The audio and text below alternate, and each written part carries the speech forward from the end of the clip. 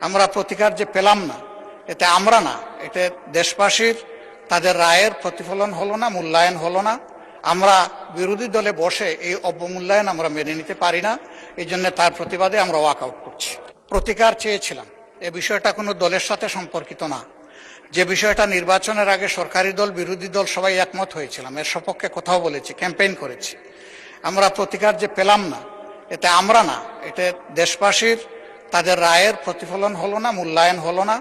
আমরা বিরোধী দলে বসে এই অবমূল্যায়ন আমরা মেনে নিতে পারি না। এই জন্য তার প্রতিবাদে আমরা ওয়াকআউট করছি। মাননীয় বিরোধী দল নেতা, আপনি আমার বক্তব্য তো সম্পূর্ণ করতে দিলেন না। আমি আপনার পুরো বক্তব্য শুনেছি। আপনার ওয়াকআউট করা আপনাদের অধিকার, কিন্তু আমি বলতে চাই যে আজকে একটু পরে আরেকটি মুলতবি প্রস্তাব বিবেচিত হবে। সেখানে আমার মনে হয় যে আপনি আপনাদের প্রশ্নের উত্তর পেয়ে যাবেন এবং সেখানে মন খুলে আপনারা আরো কথা বলতে পারবেন।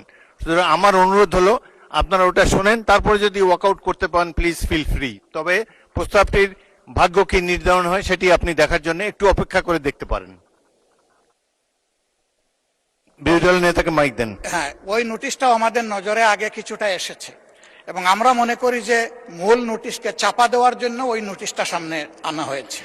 এই জন্য দুইটার প্রতিবাদেই আমরা এই সংসদ থেকে আপাতত মাননীয় বিরোধী দলের নেতা, ধন্যবাদ মাননীয় নোটিশই তো উত্থাপন হয়নি, আপনি কি করে বুঝলেন কোনটা চাপা দেওয়ার জন্য এটা করা হচ্ছে?